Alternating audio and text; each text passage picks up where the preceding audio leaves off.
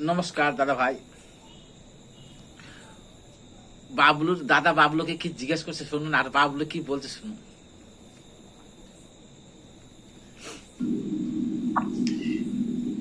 এ বাবলু, হ্যাঁ বলো দাদা।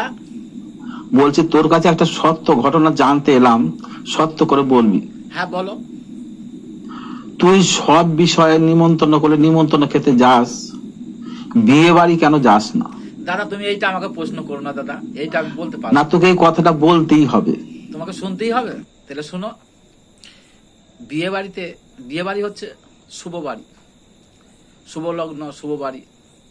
সেই জায়গায় মেয়েরা বউরা জানো তো দাদা কি সুন্দর করে সেই যে আছে, হ্যাঁ, রজনীগন্ধা মাথায় দিয়ে কত সুন্দর সুন্দর শাড়ি পরে কি সুন্দর সাজে জানো তো দাদা। ওদের দেখলেই না আমাকে আবার বিয়ে করতে ইচ্ছা হয় জানো তো দাদা। সেই জন্য আমি বিয়ে বাড়ি যাই না। আর ওদের করে সানাই বাজে, আমার জন্য ভিতরটা যেন কেমন করে।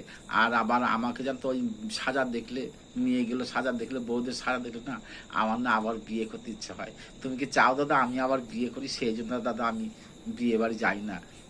এইগুলো সত্য ঘটনা দাদা, মনে কিছু করো না, তোমাকে বলতে আমার লজ্জা করছে।